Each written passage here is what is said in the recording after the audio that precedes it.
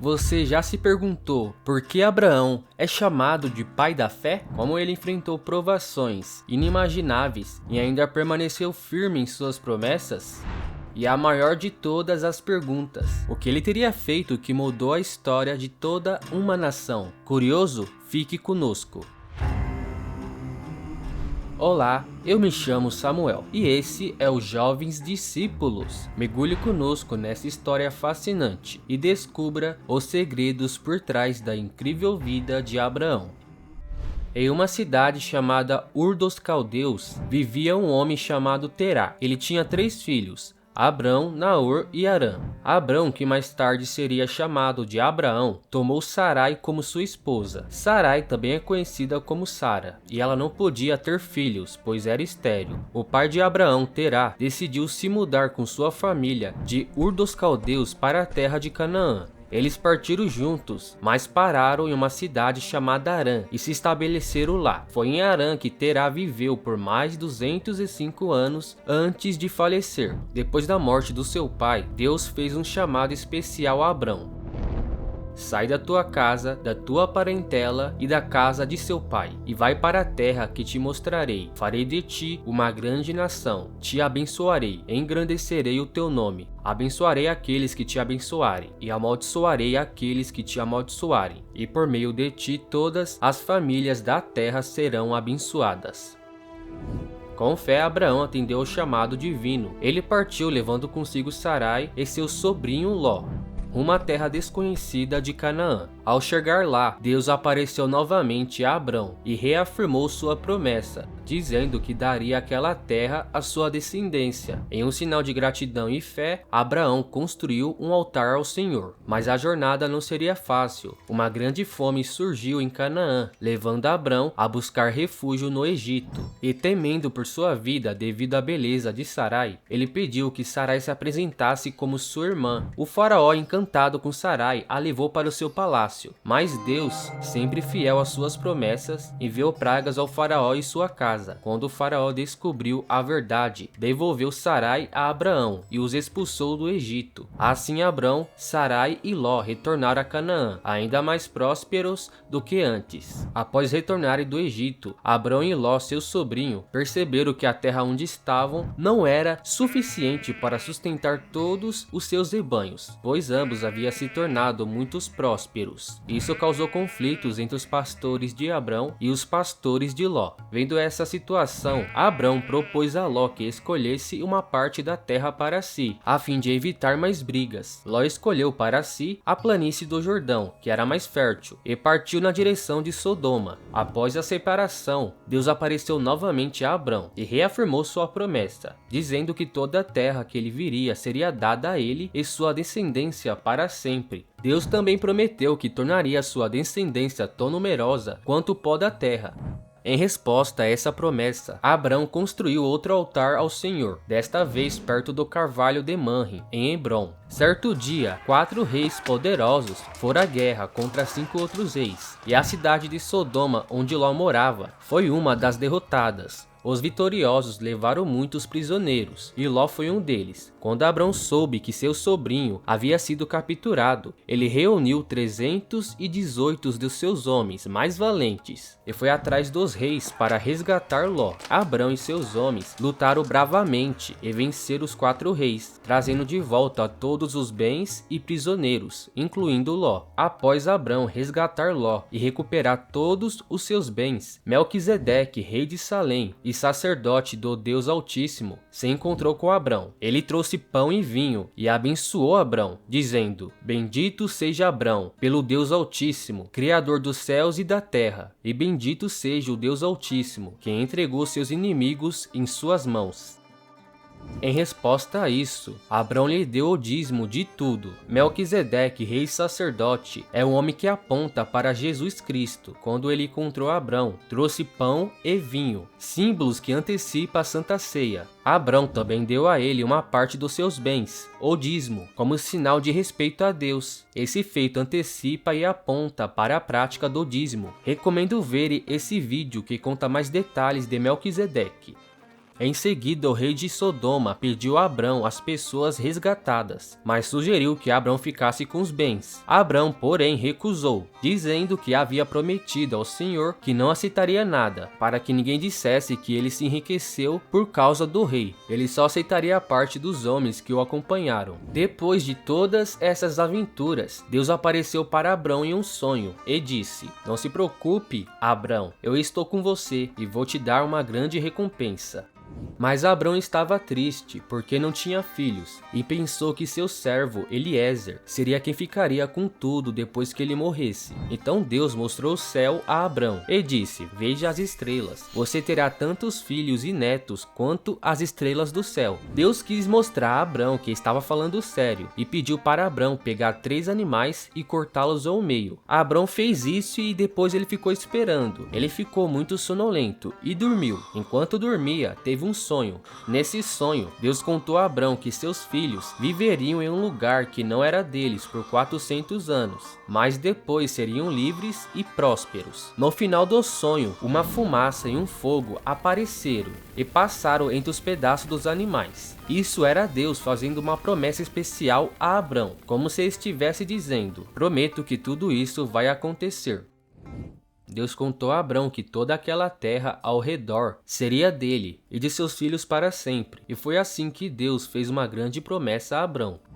Abrão e Sarai queriam muito ter um filho, mas o tempo passou e eles não tiveram nenhum. Então Sarai teve uma ideia. Ela disse a Abrão: "Por que você não tem um filho com a minha serva, Agar? Assim pelo menos teremos um filho através dela." E algum tempo depois, Agar ficou grávida. Mas quando Agar soube que teria um filho, ela começou a agir de maneira orgulhosa. Sarai tratou Agar mal e ela decidiu fugir. Enquanto Agar estava no deserto, um anjo apareceu para ela e disse: "Agar, volte para Sarai. Seu filho se chamará Ismael e ele será o começo de uma grande família." O anjo também disse que Ismael seria um homem livre e valente. Agar ouviu o anjo e voltou para a casa de Abrão e Sarai. Quando Abrão tinha 86 anos, Agar teve seu filho Ismael, e assim Ismael se tornou o primeiro filho de Abrão.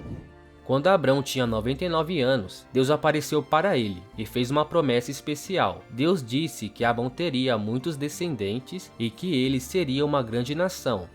Como sinal dessa aliança, Deus mudou o nome de Abrão para Abraão, que significa pai de muitas nações. Deus também deu a Abrão um sinal para mostrar essa promessa: a circuncisão. Todos os homens e meninos da família de Abraão deveriam passar por esse ritual, como sinal de acordo entre eles e Deus. Além disso, Deus disse que Sarai, a esposa de Abraão, também teria um novo nome, Sara, e embora ela fosse idosa, Deus prometeu que ela teria um filho, e esse filho se chamaria Isaque. Abraão, em sua fidelidade a Deus, fez o que lhe foi ordenado, mostrando sua obediência e compromisso com a promessa de Deus. Um dia, quando Abraão estava sentado à entrada de sua tenda, 3 anjos apareceram. Durante sua visita, eles confirmaram que Sara, mesmo sendo muito idosa, teria um filho. Sara ouviu isso de dentro da tenda e riu, pois parecia impossível, mas os anjos reafirmaram que com Deus tudo é possível. Em seguida, os anjos olharam para a cidade de Sodoma e Deus revelou a Abraão que a cidade seria destruída devido à maldade e à perversidade dos homens que moravam lá. Abraão, preocupado com seu sobrinho Ló, que vivia em Sodoma, pediu a Deus que poupasse a cidade se houvesse pelo menos alguns justos ali. Abraão perguntou a Deus se ele pouparia a cidade se houvesse 50, 45, 40, 30, 20 e até mesmo 10 pessoas justas. Deus concordou em poupar Sodoma se houvesse pelo menos 10 pessoas justas. No entanto, a cidade estava profundamente corrompida. 2 anjos foram enviados a Sodoma e foram recebidos por Ló, que os protegeu dos moradores perversos da cidade. Vendo a maldade da cidade, os anjos disseram a Ló para reunir sua família e fugir, pois a cidade seria destruída. Ló, sua esposa e 2 filhas saíram da cidade. Os anjos advertiram que não olhasse para trás enquanto fugiam, mas a esposa de Ló olhou para trás e foi transformada em uma estátua de sal. Sodoma e Gomorra foram destruídas, mas Ló e suas filhas foram poupadas graças à misericórdia de Deus. Após a destruição de Sodoma, Abraão subiu cedo e foi ao lugar onde havia falado com Deus. De lá,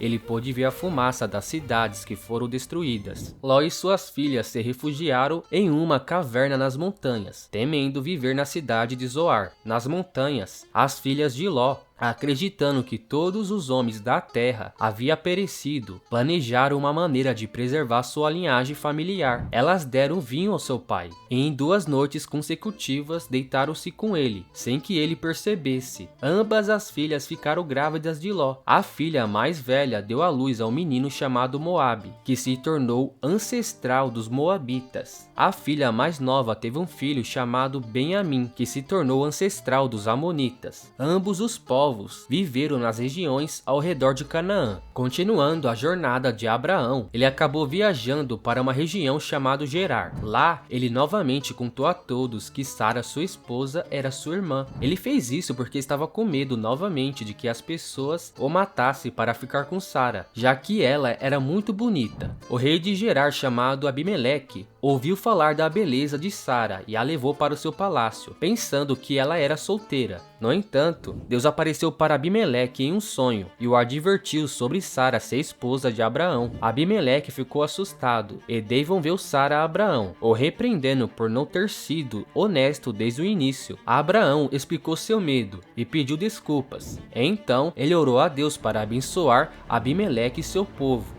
E Deus os curou, pois havia fechado os ventres das mulheres da casa de Abimeleque, por causa de Sara. A honra e a integridade de Sara foram preservadas, e a promessa de Deus a Abraão e Sara continuou intacta. Deus finalmente cumpriu sua promessa, e Sara deu à luz a um filho na velhice, chamado Isaque. Durante uma festa para Isaque, Sara viu Ismael, filho de Abraão, com Agar, rindo, e pediu a Abraão para mandar Agar e Ismael embora. Abraão ficou triste, mas Deus lhe garantiu que cuidaria de Ismael. No deserto, quando a água acabou, Agar chorou, pensando que Ismael iria morrer. Deus, porém, lhe mostrou um poço e garantiu que Ismael se tornaria uma grande nação. Abimeleque, vendo que Deus estava com Abraão, propôs um tratado de paz, e Abraão concordou, mas mencionou um problema sobre um poço de água. Os dois fizeram um acordo, e Abraão deu a Abimeleque 7 cordeiras como sinal de que o poço foi cavado por ele. Eles chamaram aquele lugar de Berseba. Depois Abraão plantou uma árvore e louvou a Deus. Após isso, ele viveu muitos anos na terra dos filisteus. Deus testou a fé de Abraão, lhe pedindo que sacrificasse seu filho Isaque no Monte Moriá. Abraão, mesmo com o coração partido, obedeceu. Quando estava prestes a sacrificar Isaque, um anjo do Senhor apareceu e o impediu. No local, Abraão viu um cordeiro preso pelos chifres, que foi sacrificado em lugar de Isaque. Abraão chamou aquele lugar de Jeová Jirê, que significa o Senhor proverá.